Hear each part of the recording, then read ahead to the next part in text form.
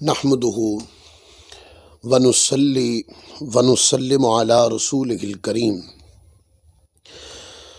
اما بعد فاعوذ باللہ من الشیطان الرجیم بسم اللہ الرحمن الرحیم یا صاحب الجمال و یا سید البشر من وجہک المنیر لقد نور القمر لا يمكن الثناء كما كان حقه بعد از خدا بزرگ توی قصہ مختصر وأحسن منك لم تر قط عيني وأجمل منك لم تلد النساء خلقت مبرأ من كل عيب كأنك قد خلقت كما تشاء بلغ العلا بکمالہ کشف الدجا بجمالہ حسنت جمیع خصالہ صلو علیہ وآلہ اللہم صل وسلم وبارک علی سیدنا ومولانا محمد وبارک وسلم وصلو علیہ۔ اللہ رب العزت کا شکر ہے جس کی توفیق نے ہمیں ایک بار پھر اپنے جو سلسلہ ہمارا درس بخاری کا تھا، آج درس بخاری کا دوسرا سلسلہ ہے جس میں ہم حاضر ہیں۔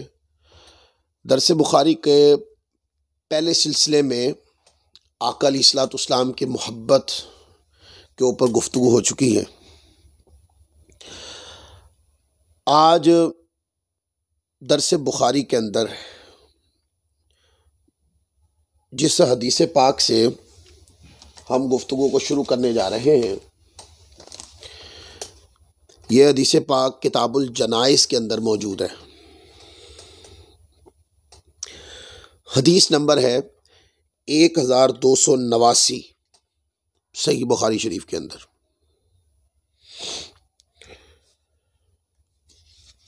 اور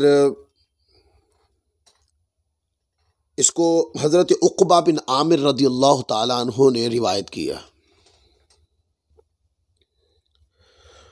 حدثنا عبداللہ بن یوسف حدثنا اللیث حدثنی یزید بن ابی حبیب عن ابی الخیر عن عقبہ بن عامر ان النبی صلی اللہ علیہ وآلہ وسلم خرج یوما فصلى على اہل احد صلاته على المیت ثم انصرف الى المنبر فقال انی فرط لکم وانا شہید علیکم وانی واللہ لانظر الى حوضی الآن وانی اعطیت مفاتیح خزائن الارض او مفاتیح الارض وانی واللہ ما اخاف علیکم ان تشرکوا بعدی ولکن اخاف علیکم ان تنافسوا فیہا او کما قال النبی صلی اللہ علیہ وآلہ وسلم۔ حضرت عقبہ بن عامر سے یہ روایت مروی ہے اور یہ صحیح بخاری شریف میں یہ روایت کل 6 بار آئی ہے۔ پہلی بار تو 1289 پر جس کا متن میں نے پڑھا، پھر یہ روایت صحیح بخاری میں 3401 نمبر پر بھی آئی ہے، پھر صحیح بخاری میں 3816 پر بھی یہ روایت ہے، 3857 پر بھی یہ روایت موجود ہے، 6062 پر بھی یہ روایت حضرت عقبہ بن عامر کی موجود ہے، اور پھر 6218 کے اوپر بھی صحیح بخاری کے اندر یہ روایت موجود ہے۔ اور ستہ کے ائمہ کرام میں سے امام مسلم رحمۃ اللہ علیہ نے بھی اس کو روایت کیا، حدیث نمبر 2296، اور امام احمد بن حنبل نے 17382 کے اوپر اس روایت کو لکھا۔ امام ابن حبان نے اس کو 3198 پر لکھا، امام نسائی نے سنن الکبریٰ میں 2018 پر، امام بیہقی رحمۃ اللہ علیہ نے سنن الکبریٰ کے اندر 6600 پر، اور امام طبرانی رحمۃ اللہ علیہ نے 767 کے اوپر اس روایت کو لکھا۔ یہ اس روایت کی تخریج ہے جو میں نے آپ کے سامنے بیان کی، اور یہ میں نے آپ کو بتا دیا کہ یہ روایت متفق علیہ ہے، یعنی یہ روایت بخاری میں بھی ہے اور مسلم میں بھی یہ روایت موجود ہے۔ حضرت عقبہ بن عامر رضی اللہ تعالی عنہ سے مروی ہے کہ حضور نبی کریم صلی اللہ علیہ وآلہ وسلم ایک روز میدان احد میں تشریف لے گئے اور شہدائے احد پر اس طرح نماز پڑھی جیسے میت پر نماز جنازہ پڑھی جاتی ہے۔ اب مراد یہ کہ آپ نے جا کر جیسے میت کے لیے نماز جنازہ یعنی دعا مانگی جاتی ہے، تو آپ شہدائے احد کی قبور پر گئے اور وہاں پر جا کر حضور علیہ الصلوۃ والسلام نے، آقا علیہ الصلوۃ والسلام نے جیسے میت کے لیے دعا مانگی جاتی ہے تو آقا علیہ الصلوۃ والسلام نے اسی طرح شہدائے احد کے لیے حضور علیہ الصلوۃ والسلام نے دعا مانگی۔ اور یہ بات ذہن میں رکھ لیں، جنگ احد کا واقعہ گزرے کو کچھ عرصہ گزر چکا ہے، یہ آقا علیہ الصلوۃ والسلام کے وصال ظاہری سے کچھ عرصہ پہلے کی بات ہے جس تناظر میں یہ حدیث وارد ہوئی ہے۔ تو آقا علیہ الصلوۃ والسلام نے اسی طرح جیسے میت کے لیے دعا مانگی جاتی ہے، آقا علیہ الصلوۃ والسلام نے دعا مانگی۔ پھر آپ صلی اللہ علیہ وآلہ وسلم منبر پہ جلوہ فروز ہو گئے اور فرمایا کہ بے شک میں تمہارا پیش رو ہوں اور تم پر گواہ ہوں۔ سامعین یہ دو جملے ذہن میں رکھ لیجئے گا، فرمایا کہ میں تمہارا پیش رو ہوں اور تم پر گواہ ہوں، اور خدا کی قسم میں اپنے حوض کوثر کو اس وقت بھی دیکھ رہا ہوں۔ اور پھر فرمایا کہ بے شک مجھے زمین کے خزانوں کی کنجیاں یا فرمایا روئے زمین کی کنجیاں عطا کی گئیں۔ اور پھر آپ نے فرمایا کہ خدا کی قسم مجھے یہ ڈر نہیں کہ میرے بعد تم شرک کرنے لگو گے۔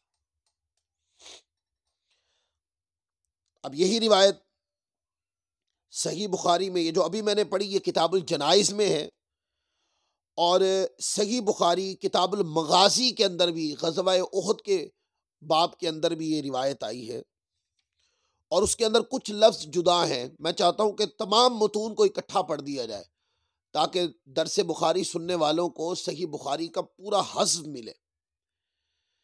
ادھر بھی حضرت عقبہ بن عامر کی ہی روایت ہے، فرماتے عن عقبہ بن عامر قال صلی رسول اللہ صلی اللہ علیہ وآلہ وسلم علی قتل احد بعد 8 سنین کالمودع للاحیاء والاموات ثم طلع المنبر فقال انی بین ایدیکم فرطوا وانا شہید علیکم وَإِنَّ مَوْعِدُكُمُ الْحَوْضُ وَإِنِّي لَأَنْظُرُ إِلَيْهِ مِنْ مَقَامِي هَذَا، یہ لفظ توجہ میں رکھے۔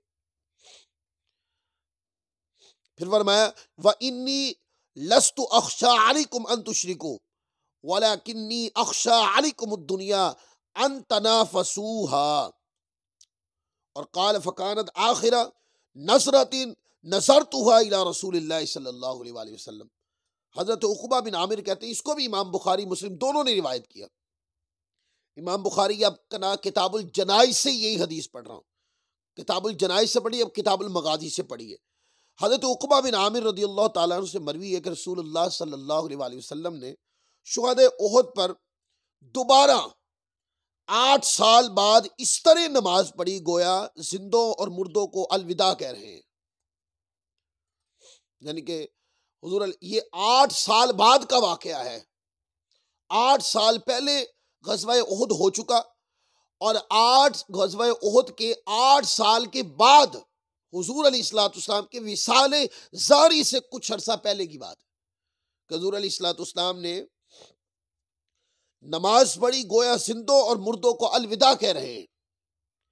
پھر آپ صلی اللہ علیہ وآلہ وسلم منبر پہ جلوہ فروز ہوئے اور فرمایا کہ میں تمہارا پیش رو ہوں، میں تمہارے اوپر گواہ ہوں، اور ہماری ملاقات کی جگہ حوض کوثر ہے، اور کہا کہ میں اس جگہ سے حوض کوثر کو دیکھ بھی رہا ہوں، اور فرمایا کہ مجھے تمہارے متعلق اس بات کا ڈر نہیں کہ تم میرے بعد شرک میں مبتلا ہو جاؤ گے، بلکہ تمہارے بارے میں مجھے دنیا کی محبت میں پڑ جانا اور ایک دوسرے سے مسابقت کرنے کا اندیشہ ہے، یعنی کہ دنیا کے معاملات میں الجھنے کا مجھے ڈر ہے، اور یہ کہ تم من حیث المجموع تم شرک کرنے لگو گے، فرمایا کہ ایسا مجھے تم سے خوف ختم ہو گیا کہ تم میرے بعد شرک کرو گے. یعنی کہ اشارہ اس طرف دیا کہ میری امت جو ہے وہ امت کی اکثریت کبھی بھی شرک پہ اکٹھی نہیں ہوگی.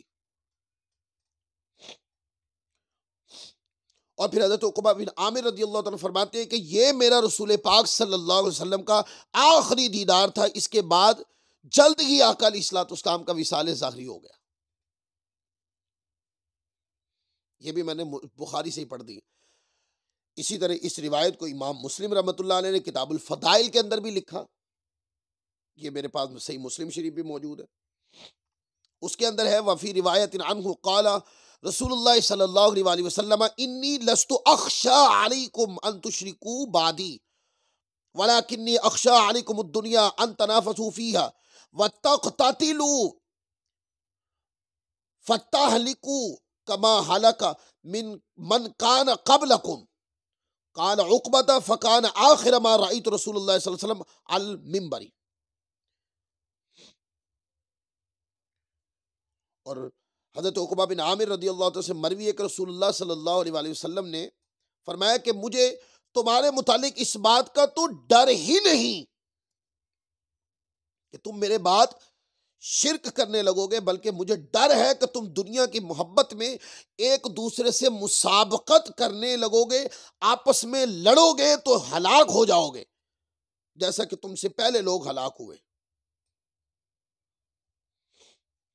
یہ صحیح بخاری سے بھی صحیح مسلم سے بھی میں نے سارے متون پڑھ دیے. اب آپ اس حدیث پاک میں سب سے پہلے غور کریں. اس حدیث پاک کا جو سب سے بڑا میسیج ہے وہ یہ ہے کہ حضور علیہ الصلوۃ والسلام نے اس خدشے کا حضور علیہ الصلوۃ والسلام نے آپ نے اظہار فرما دیا کہ مجھے اس بات کا خدشہ نہیں ہے کہ تم میرے بعد شرک کرو گے. اب وہ لوگ جو آج بھی امت کی اکثریت کو مشرک بنانے پہ تلے ہوئے ہیں، وہ لوگ ان احادیث کو کیا پڑھتے نہیں ہیں؟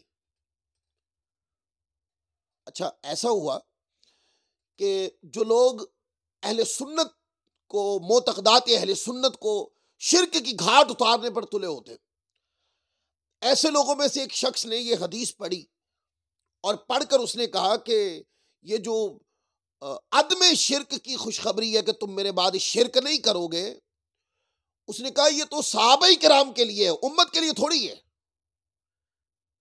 تو میں اس کے چہرے کو دیکھتا ہی رہ گیا. میں نے کہا کہ پھر سارا مضمون ظاہر ہے. عدم شرک کی خوشخبری اگر صحابہ کرام کی ذات کے ساتھ خاص کرتے ہیں تو جن چیزوں میں مبتلا ہو جانے کا ذکر حضور علیہ الصلوۃ والسلام نے حدیث پاک میں فرمایا ہے، کیا وہ بھی ساری صحابہ کرام کے اوپر تھوپ دی ظالمو تم نے؟ یہ حال ہے تمہارا حدیث پڑھنے میں. یعنی کہ صحابہ کرام کو کہ تم دنیا پرست ہو، قتل و غارت گری میں پڑو گے، لڑو گے، دنیا پرست ہو جاؤ گے، دنیا کے مال میں پڑو گے، یعنی کہ یہ کیچڑ اٹھا کے میں نے کہا صحابہ کرام پہ ڈال دیا تم نے. اس پر وہ خاموش ہو گیا. تو میں نے کہا نہیں، ایسا نہیں ہے. صحابہ کرام عدول تھے، وہ پاک تھے، وہ طیب و طاہر تھے، وہ دین کے لیے انہوں نے تو اپنی جانیں تک دی ہیں. تو یہ عدم شرک کی، انہوں نے کیا شرک کرنا تھا؟ انہوں نے تو لوگوں کو شرک سے نکالا تھا.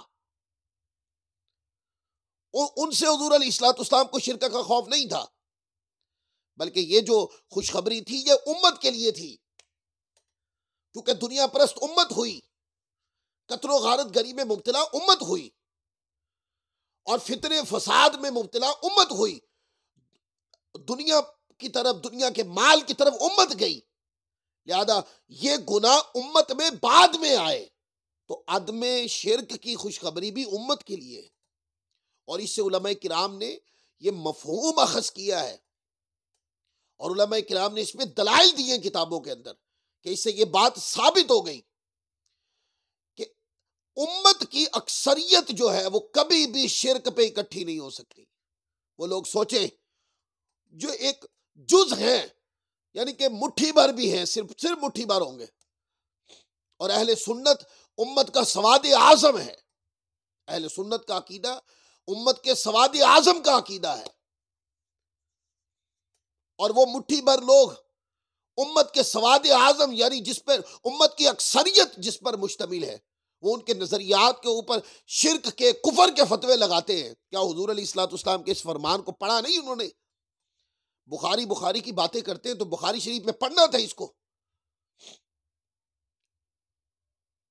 تو اس سے یہ پتہ چلا کہ آقا علیہ الصلوۃ والسلام نے عدم شرک کی جو خوشخبری ہے یہ امت کے لیے سنائی کہ امت کی اکثریت کبھی بھی، امت من حیث القل، امت کا بڑا جتھا، امت کا سواد اعظم، فرمایا کہ یہ کبھی بھی شرک پہ اکٹھا نہیں ہو سکتا، یہ نہیں ہوگا. ہاں، ان میں لوگ دنیا پرستی کی طرف چلے جائیں گے، دنیا کے مال کی طرف چلے جائیں گے، ایک دوسرے کو ماریں گے، قتل و غارت گری کریں گے، گناہ میں مبتلا ہو جائیں گے، پر فرمایا کہ وہ شرک میں من حیث القل کبھی بھی مبتلا نہیں ہوں گے. اور لوگ، یہ بھی بات آپ کو بتاؤں کہ بعض لوگ اس طرح کے ہوتے ہیں کہ قرآن پاک کی آیتیں پڑھنے لگ جاتے ہیں اور قرآن پاک کی آیتیں پڑھ کے بتاتے ہیں کہ دیکھو جی فلاں نبی علیہ الصلوۃ والسلام کی امت میں فلاں نبی تشریف لائے تو قرآن پاک کی آیات ہیں، انہوں نے بھی آ کر شرک تھا تو انہوں نے بھی شرک کو جو ہے وہ ختم کیا. فلاں نبی تشریف لائے تو وہ قرآن پاک سے آیات پڑھتے ہیں تو امت نے شرک کیا تو انہوں نے آ کے شرک سے منع کیا. تو وہ پیچھے ساری امتوں کے شرک کے واقعات قرآن مجید سے اٹھا کے پڑھنا شروع کر دیتے ہیں اور پھر اس حدیث پاک کی حیثیت کو ختم کرنے کی طرف جاتے ہیں. تو دوستو اس مقام پر یہ نقطہ ذہن میں رکھیے گا، یعنی کہ کسی وقت بخاری کا بہت نام لینے والے بخاری سے روگردانی بھی کر جاتے ہیں. ایسا نہیں کہ قرآن پاک کے مفہوم کو اور بخاری شریف کی حدیث کو، ان کو بخاری مسلم کی حدیث کو ان کو جوڑ کر کسی مسئلے میں تطبیق دی جائے، نہیں. وہ قرآن پاک کا ایک ٹکڑا یا قرآن پاک کے وہ واقعات جو انبیاء کرام امت نے شرک کیا تو انبیاء کرام نے شرک کو شکست دے دی، امت کو ہدایت دے دی، وہ والے اٹھا کر اپنا مدعا ثابت کرنے کی کوشش کرتے ہیں اور یہ روایات اٹھا کے پھینک دیتے ہیں، استغفر اللہ العظیم، ترک کر دیتے ہیں، اگنور کر دیتے ہیں، مانتے نہیں ہیں. ایسے لوگوں سے اس وقت کبھی پوچھا کریں کیا وہ بخاری کا نام کہاں گیا؟ کہاں گیا کہ جب بھی کوئی بات کرے تو بخاری سے دکھائیں؟ اب کہاں گئی؟ تو میرے پاس یہ تطبیق بھی موجود ہے. ہاں، وہ واقعات قرآن مجید میں ہیں، امت شرک کرتی تھی، انبیاء کرام آتے اور ان کو شرک سے منع کرتے، حتیٰ کہ انبیاء کرام کی درس ہدایت کی صورت میں جو شرک تھا وہ ہار جاتا اور ہدایت کا نکھرا سورج نکلتا اور امتوں کو ہدایت مل جاتی. ایسا ہے. چونکہ انبیاء کرام شرک کو شکست تو دیتے پر یہ دوبارہ پلٹ کے نہیں آئے گا اس بات کی ضمانت نہیں دیتے تھے. تو اللہ کے ایک نبی جب دنیا سے ظاہری پردہ فرماتے، اس کے بعد شرک دوبارہ حملہ کرتا، اللہ تعالیٰ پھر ایک نبی نازل فرما دیتا اور وہ دوبارہ شرک کو شکست دے دیتے، اور ساتھ کہ شرک دوبارہ نہیں آئے گا اس کی ضمانت نہیں دیتے تھے. لہذا چونکہ ضمانت نہیں تھی تو شرک پلٹ کر امتوں کے اوپر حملہ آور ہوتا رہا. لیکن سوال یہ کہ ادھر تو ضمانت نہیں تھی، اس لیے شرک پلٹ کے حملہ آور ہوتا رہا، اور اس شرک کو شکست دینے کے لیے انبیاء کرام تشریف لاتے اور شرک کو شکست دیتے اور ہدایت کا سورج طلوع ہو جاتا. یہ تو پہلی امتوں کا حال تھا. لیکن امت مصطفیٰ نے تو قیامت تک چلنا ہے نا. امت مصطفیٰ صلی اللہ علیہ وآلہ وسلم تو آخری امت ہے، حضور آخری نبی ہیں، آقا علیہ الصلوۃ والسلام کے بعد کوئی نبی نہیں آنا. سو پہلی امتیں شرک میں مبتلا ہوتی تھی، انبیاء کرام شرک کو رفع کرتے، اور یہ کہ شرک پلٹ کے واپس نہیں آئے گا اس کی ضمانت نہیں دیتے تھے. سو شرک پلٹ کے واپس آتا رہا امتوں میں. لوگ کہتے ہیں شاید آج بھی وہی مسئلہ ہے، شاید نہیں، آج وہ مسئلہ نہیں ہے. آج یہ صرف بد مذہب لوگوں کو مسئلہ ہے بس، لیکن آج وہ مسئلہ سابقہ امتوں والا نہیں ہے، بلکہ اس امت کو تو میرے مصطفیٰ نے کہ تم میرے بعد شرک نہیں کرو گے، میرے آقا نے ضمانت دے دی، فرما دیا کہ تم میرے بعد شرک نہیں کرو گے. اور حضور علیہ الصلوۃ والسلام کی ضمانت آ جانے کے بعد اس امت کے اندر شرک جو ہے وہ ہار گیا۔ کب تک ہار گیا؟ وہ قیامت تک ہار گیا، کہ حضور نے فرمایا کہ میرے بعد شرک نہیں ہوگا۔ یعنی کہ امت کی اکثریت، امت کا بڑا جتھا جس کو سواد اعظم کہتے ہیں، فرمایا امت من حیث الکل یا من حیث الاکثر، فرمایا کہ امت کبھی بھی شرک پہ اکٹھی نہیں ہوگی۔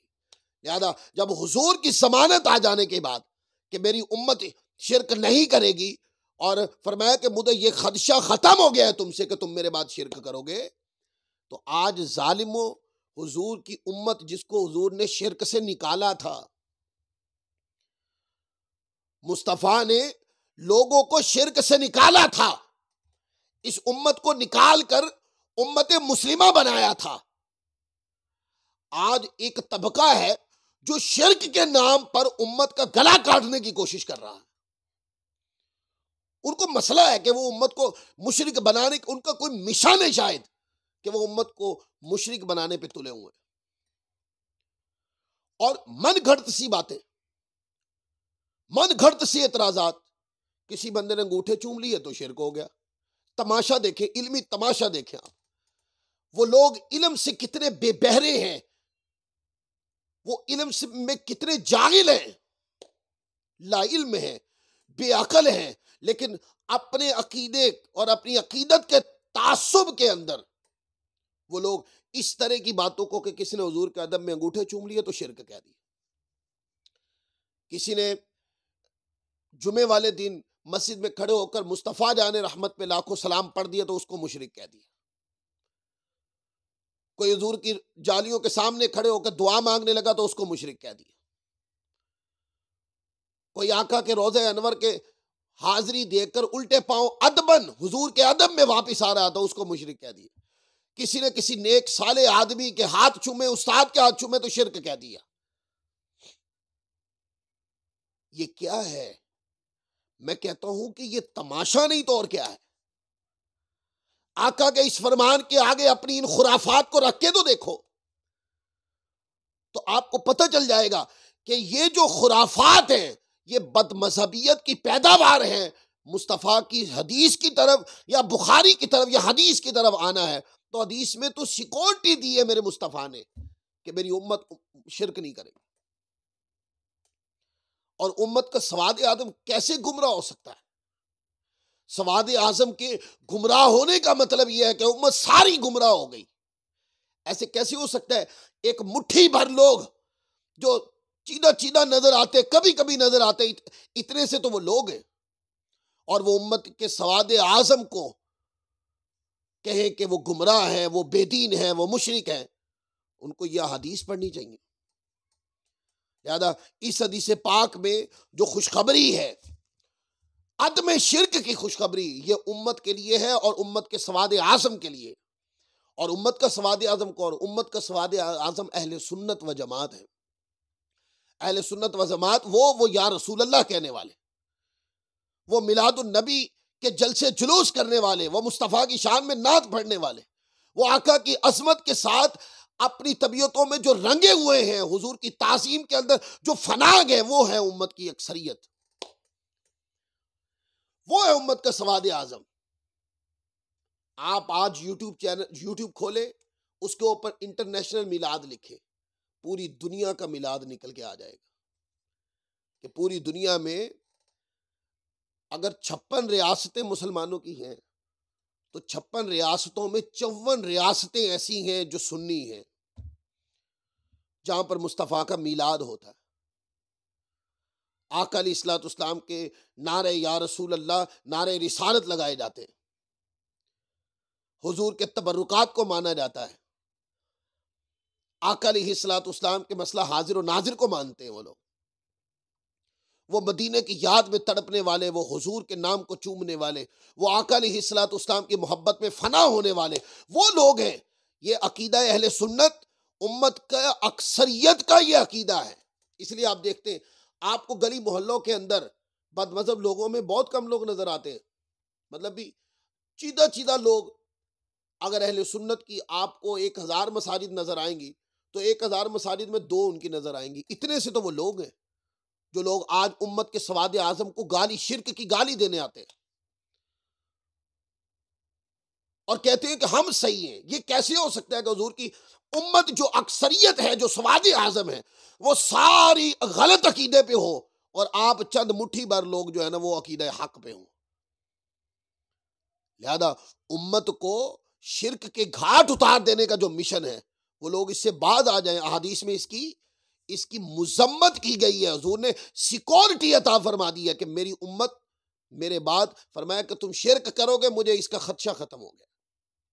جس چیز کا خدشہ حضور کو ختم ہو گیا ہے، بد مذہب لوگوں کو کیا پرابلم ہے؟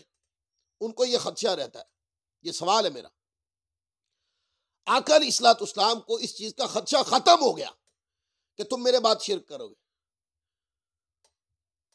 تو کیا وجہ ہے؟ یہ وہابی لوگوں کو، جو بندی ٹائپ کے لوگوں کو کیا مسئلہ ہے کہ ان کو شرک کا خدشہ رہتا ہے؟ کیا وہ یہ حدیث نہیں پڑھتے؟ چلیں، اس میں ایک تو گفتگو یہ تھی، اب دوسری گفتگو دیکھیں۔ دوسری گفتگو یہ کہ آقا علیہ الصلوۃ والسلام احد کے مزارات پہ تشریف لائے، یعنی کہ احد میں شہداء کرام جو شہید ہوئے تھے، حضور علیہ الصلوۃ والسلام ان کی قبروں پہ تشریف لائے۔ اور یہ آپ اٹھا کے پڑھیں سیر کی کتب اور احادیث کی کتب کہ آقا علیہ الصلوۃ والسلام کا یہ معمول تھا کہ آپ سال کے بعد آپ احد کے مزارات پہ تشریف لے جاتے ہوتے تھے۔ تو اسی روٹین کے ساتھ جب ہر سال تشریف لاتے تھے تو آقا علیہ الصلوۃ والسلام تشریف لائے۔ اب اس سے یہ بھی مسئلہ ثابت ہو گیا کہ جن لوگوں کو کوئی بندہ قبر پہ جائے اور جا کر فاتحہ پڑھے، تو بعض لوگوں کو یہ پرابلم ہو جاتا ہے کہ یہ فاتحہ کہاں لکھی ہے، قبر پہ جانا کہاں لکھا ہے، اور وہاں پر جا کے دعا مانگنا کہاں لکھا ہے۔ یہ دیکھیں حدیث میں ہی تو لکھا ہوا۔ اگر آپ حدیث نہ پڑھیں اور حدیث کا مطالعہ نہ کریں تو یہ آپ کا قصور ہے، یہ آپ کی جہالت ہے۔ اور اگر آپ پوچھیں کہ کہاں لکھا ہے تو وہ ہم دکھا رہے ہیں کہ کہاں لکھا ہے۔ یہ بخاری میں بھی لکھا ہے، مسلم میں بھی لکھا ہے، سیاستہ کے بھی حوالے میں دے چکا ہوں، مسند احمد بن حنبل کے، علامہ ابن حبان کے حوالے دے چکا ہوں، بڑی بڑی کتب کے حوالے آ چکے۔ اور اس حدیث پاک میں دوسری بات سنیں کہ آقا علیہ الصلوۃ والسلام احد کے مزارات پہ اکیلے نہیں آئے، صحابہ کرام کو اجتماعی طور پر لے کر حضور علیہ الصلوۃ والسلام احد کے مزارات پہ آئے۔ اب کو بندہ پوچھے کہ یہ جو آپ کہتے ہیں کہ اجتماعی طور پر آئے، یہ اجتماعی کا مفہوم آپ نے کہاں سے اخذ کیا؟ وہ اس لیے کہ کہتے ہیں کہ جب حضور علیہ الصلوۃ والسلام تشریف لائے، آپ نے وہاں پہ دعا فرمائی۔ مزارات احد پر آقا علیہ الصلوۃ والسلام نے دعا فرمائی، اور حضور علیہ الصلوۃ والسلام دعا فرما کر، صحابہ کرام کہتے ہیں کہ پھر وہاں پہ ممبر رکھا گیا، اور حضور علیہ الصلوۃ والسلام نے اس ممبر پہ کھڑے ہو کر حضور علیہ الصلوۃ والسلام نے پھر آگے والا سارا خطبہ ارشاد فرمایا۔ اگر وہاں پر ایک دو لوگ ہوتے یا چند صحابہ ہوتے تو شاید آقا علیہ الصلوۃ والسلام ممبر لگانے کی، منگوانے کی، رکھنے کی اور اس کے اوپر تشریف فرما ہو کر خطاب کرنے کی ضرورت نہ پڑتی۔ لیکن حضور علیہ الصلوۃ والسلام آپ ممبر پہ جلوہ افروز ہوئے اور ممبر رکھا گیا، تو اس سے یہ پتہ چلا کہ دو چار صحابہ کرام نہیں تھے، ایک جمع غفیر تھا جو حضور علیہ الصلوۃ والسلام کی معیت میں احد کے مزارات پہ تشریف لایا تھا۔ اور آقا علیہ الصلوۃ والسلام نے ان کو نصیحت کرنے کے لیے حضور علیہ الصلوۃ والسلام ممبر پہ تشریف لے گئے، اور ممبر پہ کھڑے ہو کر میرے آقا علیہ الصلوۃ والسلام نے خطبہ ارشاد فرمایا۔ اب اس سے ایک مسئلہ سیکھ لیں۔ اب لوگ پوچھتے ہیں یہ اولیاء اللہ کا عرس کرنا، عرس میں جو خرافات ہیں وہ تو اہل سنت علماء بیان کر رہے ہیں۔ علماء اہل سنت جو بزرگان دین کے آراس ہوتے ہیں، اس کے اوپر آپ کو کیا ضرورت ہے ممبر کے اوپر جا کر یا اپنی ویڈیوز کھول کے وہ کرنے کی کہ مطلب یہ دیکھو مزارات پہ کیا ہو رہا ہے، یہ دیکھو مزارات پہ کیا ہو رہا ہے۔ یہ باتیں تو آپ تب کرتے اگر علماء اہل سنت ان خرافات کی مذمت بیان نہ کر رہے ہوتے، پھر آپ بولتے، تو پھر ہم کہتے کہ واقعی آپ صحیح کر رہے ہو یا آپ نے کسی کو رستہ دکھایا ہے۔ اور اگر پہلے سے ہی علماء ان خرافات کے اوپر گفتگو کر رہے ہیں، مذمت کر رہے ہیں، بول رہے ہیں کہ یہ خرافات نہیں ہونی چاہیے، تو اب آپ کا یوٹیوب چینل بنا کر اور آپ کا دلائل دینا اور جناب آپ اس کے اوپر بار بار بنا کے ویڈیو جوڑ کر لوگوں کو دکھانا، اس کا مطلب یہ کہ آپ بیچ میں جھگڑے کو بڑھا رہے ہیں، آپ فسادی ہیں۔ یہ میں یہ میں غیر مقلد لوگوں سے مخاطب ہوں کہ جن لوگوں کو عادت ہے کہ پتہ ہے کہ فلاں معاملے میں مذمت بیان کر رہے ہیں علماء پہلے سے ہی، ان کی کتابوں میں لکھا ہوا ہے، علماء زور دے رہے ہیں کہ یہ چیزیں نہیں ہونی چاہیے، ان خرافات کو دور کیا جا رہا ہے، علماء اس کی مذمت کر رہے ہیں کہ آراس کے اندر فلاں فلاں فلاں چیزیں جو ہیں یہ لائق مذمت ہے، یہ نہیں ہونی چاہیے۔ تو اب آپ جناب علی اپنا کیمرہ کھولیں اور کیمرہ کھول کر آپ جناب ویڈیو جوڑ جوڑ کے کہیں کہ یہ دیکھو بریلوی، یہ دیکھو سنی، یہ دیکھو سنی، تو میں سمجھتا ہوں کہ یہ کیا ہے؟ یہ صرف ڈھنگا فساد ہے اور کچھ نہیں ہے۔ آپ کو علمی حیا نہیں ہے۔ اگر آپ کو علمی حیا ہوتی تو آپ دیانتداری کا مظاہرہ کرتے اور دیانتداری کا مظاہرہ کر کے دیتے کہ ان کے علماء پہلے ہی یہ جنگ لڑ رہے ہیں۔ اور رہی بات اگر آپ کہیں کہ کیا آراس جائز ہیں کہ نہیں، تو یہ دیکھیں حدیث پاک کے اندر یہی تو حضور علیہ الصلوۃ والسلام کی سنت سے ثابت ہے۔ بزرگان دین کے آراس پہ، عرسوں پہ کیا ہوتا ہے؟ ولی کامل کی قبریں ہوتی ہیں اور وہاں پر لوگ جو ہے نا وہ اجتماعی صورت میں آتے ہیں اور ولی کی قبر کے اوپر حاضری کی دی جاتی ہے اور دعا مانگی جاتی ہے، اجتماعی طور پر بھی دعا مانگی جاتی ہے۔ اس کے بعد ممبر رکھا جاتا ہے اور علماء خطاب کرتے ہیں، اس کو عرس کہتے ہیں، اور یہ سارے کا سارا حضور علیہ الصلوۃ والسلام نے اپنی حدیث پاک سے ثابت فرما دیا ہے کہ حضور تشریف لائے احد کے مزارات پر۔ آپ اکیلے تشریف نہیں لائے، آپ کے ساتھ صحابہ کرام مجتمع اجتماعی صورت میں آئے اور وہاں پر آ کر اجتماعی صورت میں حضور علیہ الصلوۃ والسلام نے دعا فرمائی۔ دعا فرمانے کے بعد ممبر لگا اور ممبر پر حضور علیہ الصلوۃ والسلام نے خطاب کیا۔ جو آج عرسوں میں ہوتا ہے وہ سارا حضور نے اپنی سنت سے ثابت فرما دیا۔ اب یہ کہنا کہ کہاں لکھا ہے، کس نے لکھا ہے، کون سی کتاب میں لکھا، تو کتابیں ہی تو بتا رہے ہیں کہ یہ صحیح بخاری میں لکھا ہے، مسلم میں لکھا ہے، اسی کو امام ابن حبان نے لکھا ہے، احمد بن حنبل نے لکھا ہے، امام طبرانی نے لکھا ہے، کس کس کے حوالے دیں آپ کو؟ تو اس سے پہلے کہ حضور علیہ الصلوۃ والسلام قبر پہ تشریف لائے، اجتماعی طور پہ آئے، اجتماعی دعا کروائی، پھر ممبر لگا، خطاب فرمایا، حضور علیہ الصلوۃ والسلام نے اپنی سنت سے سارے عرس کی حقیقت کھول کے رکھ دی اور اپنی سنت سے بتا دیا کہ اولیاء اللہ کے مزارات پہ جانا، اجتماعی طور پہ جانا، اجتماعی دعا کرنا، پھر ممبر رکھا جانا، پھر علماء کا خطاب کرنا، اس کے بعد دعا کا ہونا، آقا علیہ الصلوۃ والسلام نے یہ سارا اپنی سنت طیبہ سے فرما دیا۔ پھر آگے دیکھیں، کہتے ہیں کہ جب حضور علیہ الصلوۃ والسلام ممبر پہ جلوہ گر ہو گئے اور ممبر پر حضور نے جو خطاب فرمایا وہ سنے۔ حضور علیہ الصلوۃ والسلام نے خطاب فرمایا، آقا علیہ الصلوۃ والسلام نے فرمایا کہ بے شک میں تمہارا پیش رو ہوں اور تم پر گواہ ہوں، اور ساتھ ہی فرمایا کہ خدا کی قسم میں اپنے حوض کوثر کو اس وقت بھی دیکھ رہا ہوں۔ دوستو یہ دو باتوں پہ غور کرنا۔ پہلی بات کہ بے شک میں تمہارا پیش رو ہوں اور تم پر گواہ ہوں، تمہارے اعمال جو ہیں مجھے پتا ہے، میں تمہاری گواہی دوں گا۔ تو یہ کیا ہے؟ یہ آقا نے شان حاضر و ناظر کو خود بیان فرما دی۔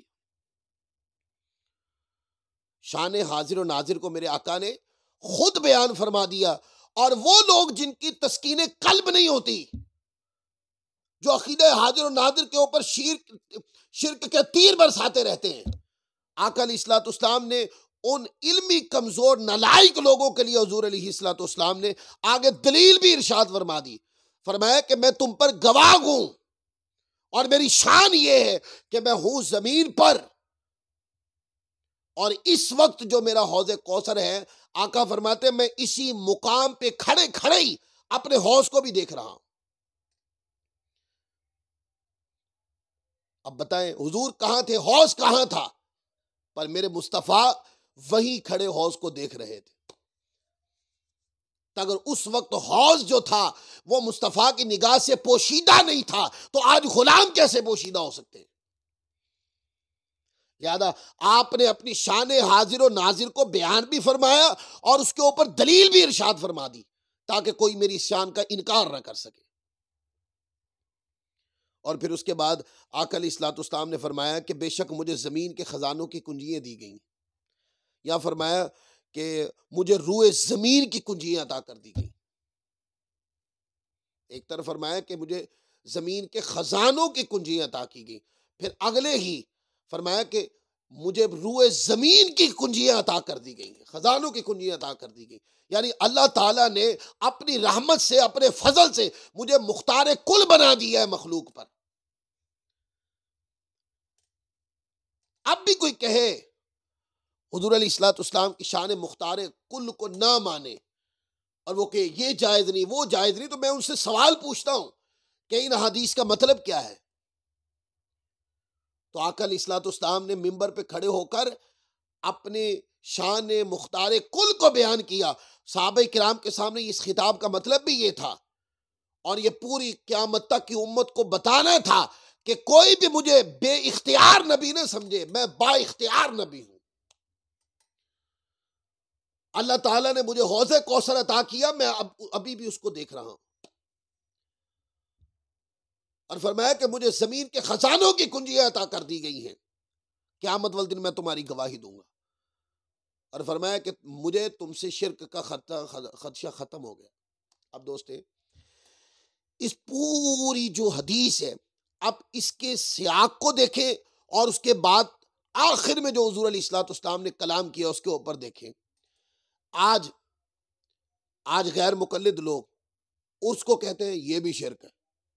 کوئی آقا کی شان حاضر و ناظر کو بیان کرے یہ بھی شرک ہے. کوئی کہ حضور کی شان مختار کل کو بیان کرے یہ بھی شرک ہے. ٹھیک ہے، لوگ اس کو شرک کہتے ہیں. میں کہتا ہوں کہ آقا اس حدیث پاک میں حضور علیہ الصلوۃ والسلام نے آراس کو بھی سنت سے بتایا، اپنی شان حاضر و ناظر کو بھی خود فرمایا، اور اپنی شان مختار کل کو بھی خود بیان کیا. اپنی ان تینوں شانوں جن کو آج لوگ شرک کہتے ہیں، آقا نے یہ ساری شانیں تینوں بیان کر کے اس کے بعد فرمایا کہ وَإِنِّي وَاللَّهِ مَا أَخَافُ عَلَيْكُمْ أَن تُشْرِكُوا بَعْدِي وَلَكِنْ أَخْشَىٰ عَلَيْكُمْ أَن تَتَنَافَسُوا فِيهَا. فرمایا کہ مجھے اس بات کا خدشہ ختم ہو گیا ہے کہ تم میرے بعد شرک کرو گے. یعنی کہ بتایا یہ کہ جہاں قیامت تک کے لیے امت مصطفیٰ صلی اللہ علیہ وسلم کی اکثریت ہدایت پہ رہے گی، اس مفہوم کو بیان کر دیا. سیاق کلام کے اندر وہ چیزیں جن کو آج لوگ شرک کہتے ہیں ان کو بیان کر کے آگے عدم شرک کی خوشخبری سنانے کا مقصد یہ تھا کہ یہ جو چیزیں ہیں یہ بھی شرک نہیں ہے. میں حاضر و ناظر ہوں، یہ میری شان ہے، اللہ نے بنائی ہے. میرے غلام میری نظروں سے پوشیدہ نہیں ہے. مجھے اللہ تعالیٰ نے بے اختیار نبی نہیں بنایا، میں محتاج نبی نہیں ہوں، میں مختار کل ہوں. میں ہی وہ نبی ہوں جس کی شفاعت سے اللہ تبارک و تعالیٰ عز و جل میرے امتیوں کو بخش دے گا. میں ہی وہ نبی ہوں جو جنت کا دروازہ کھٹکھٹاؤں گا. میں ہی وہ نبی ہوں کہ جو دوزخ سے اپنے غلاموں کو نکال کر جنت میں ڈالوں گا. میں بے اختیار نبی نہیں ہوں، با اختیار نبی ہوں. تو اشارہ کر دیا کہ اللہ تعالیٰ نے مجھے زمین کے خزانوں کی یا روئے زمین کی کنجیاں عطا فرمائی. اشارہ یہ تھا کہ روئے زمین کے اوپر جو کچھ جس کو جو بھی عطا ہے، فرمایا کہ وہ سارے خزانے اللہ تبارک و تعالیٰ نے مجھے عطا فرمائے ہیں اور وہ میرے صدقے سے تقسیم ہو. وہ فضل خدا کا ہے پر تقسیم میری ہے. تو آج اس حدیث پاک کو اور اس میں ایک مسئلے کو میں نے چھیڑ دیا جس کو میں صحیح بخاری شریف سے ساری احادیث میں نے نکالی ہیں. اس پر مسئلہ حاضر و ناظر کے اوپر جو کہتے ہیں کہ یہ مسئلہ جناب کسی حدیث کی کتاب میں نہیں لکھا، انہوں نے پڑھا کیا ہے. بخاری شریف کا نام لینے والوں کو میں بخاری سے ہی نکال کے دکھاؤں گا. اگلا درس جو ہمارا ہوگا وہ اسی بات پہ ہوگا. دوستو اس کو بڑی توجہ سے سنیے گا. میں نے ساری بخاری شریف سے مسئلہ حاضر و ناظر کے اوپر، پوری مسلم شریف سے مسئلہ حاضر و ناظر کے اوپر جتنی بھی احادیث تھی وہ میں نے نکالی ہیں. وہ اگلے درس کے اندر میں ایک ایک کر کے آپ کو پیش کروں گا. آپ کو سمجھ آ جائے گی کہ جو لوگ یہ کہتے ہیں کہ دیوار کے پیچھے کا علم نہیں ہے، کل کیا ہوگا پتہ نہیں ہے، اس طرح کے گستاخ طبیعتوں کے جو لوگ ہیں ان کی علمی موت واقع ہو جائے گی جب وہ دلائل سنیں گے. اتنا کہ جیسے سورج باہر نکلا ہو اور بندہ کہے کہ دن نہیں ہے تو یہ تو ضد ہے نا پھر. اور یہ کہنا بخاری میں کوئی روایت نہیں ہے، مسلم میں کوئی روایت نہیں ہے. بخاری مسلم سے ہی نکال کے دکھائیں گے آپ کو کہ بخاری میں بھی ہے، مسلم میں بھی ہے، ترمذی، نسائی، ابن ماجہ اور ان سے پہلے اکابرین نے جو کتابیں لکھی ہیں اس کے اندر دلائل سے بھری پڑی احادیث، جس کے اندر حضور علیہ الصلوۃ والسلام کی شان حاضر و ناظر اور شان کشف کے دلائل ملتے ہیں، اور بڑے واضح دلائل ملتے ہیں۔ جب وہ میں اگلے درس کے اندر لے کے آؤں گا تو آپ حیران ہو جائیں گے۔ لہذا آج کے درس بخاری سے چند نکات سماعت فرما لیں۔ پہلا نقطہ تو یہ کہ حضور علیہ الصلوۃ والسلام نے یہ خدشہ، حضور علیہ الصلوۃ والسلام فرمایا مجھے اس کا کوئی خدشہ نہیں کہ میری امت میرے بعد شرک کرے گی۔ لہذا کوئی بندہ شرک کی رٹ مارے نا تو اس کی شرک کی رٹ سن کر آپ اپنے عقیدے سے متزلزل نہ ہوا کریں۔ یہ سمجھ لیں کہ جو یہ رٹ مار رہا ہے شرک کی، یہ خدشہ صرف اسی نالائق کو ہی لگا ہوا ہے۔ حضور علیہ الصلوۃ والسلام کو یہ خدشہ ختم ہو گیا، اور ہم امتی مصطفیٰ کے ہیں۔ مصطفیٰ کو یہ خدشہ ختم ہو گیا تھا کہ میرے بعد میری امت من حیث الاکثر شرک کرے گی۔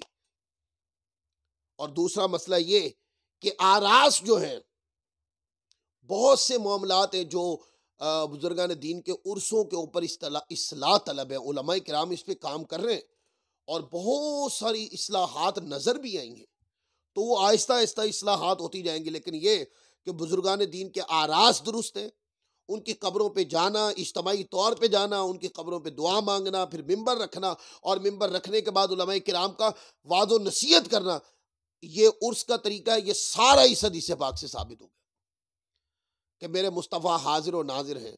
یہی وہ روایت ہے جس میں آقا علیہ الصلوۃ والسلام نے اپنی شان حاضر و ناظر کو بھی بیان کیا اور اس پہ دلیل بھی ارشاد فرمائی، اور یہی وہ حدیث ہے جس میں آقا علیہ الصلوۃ والسلام نے اپنی شان مختار کل کو بھی بیان کیا۔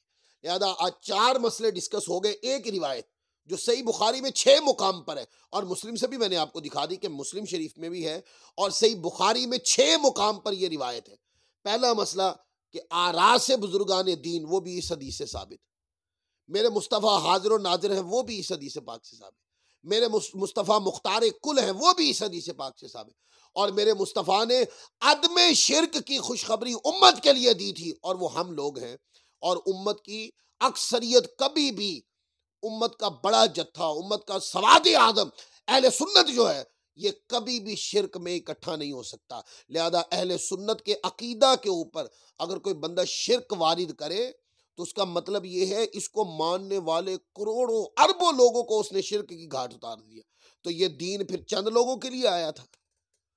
انشاءاللہ اگلے درس کے اندر انشاءاللہ ہم حاضر ہوں گے، اور اس درس کے اندر ہم عقیدہ حاضر و ناظر سے پوری بخاری شریف میں نام نمبر بھی بیان کریں گے، باب بھی بیان کریں گے، اور یہ حدیث کتنی بار ہے ایک ایک کر کے آپ کو پوری دلیل کے ساتھ حدیث پاک کا پورا پروف دے کر آپ کو بتائیں گے کہ یہ مسئلہ حاضر و ناظر کے شواہد اور دلائل ہیں جو بخاری شریف کے اندر موجود ہے۔ لہذا آج کے لیے اتنا ہی کافی۔ اللہ تبارک و تعالیٰ کی بارگاہ میں دعا ہے اللہ تبارک و تعالیٰ عز و جل ہماری اس حقیر سی خدمت کو اپنی بارگاہ میں قبول و منظور فرمائے۔ وما علینا الا البلاغ المبین۔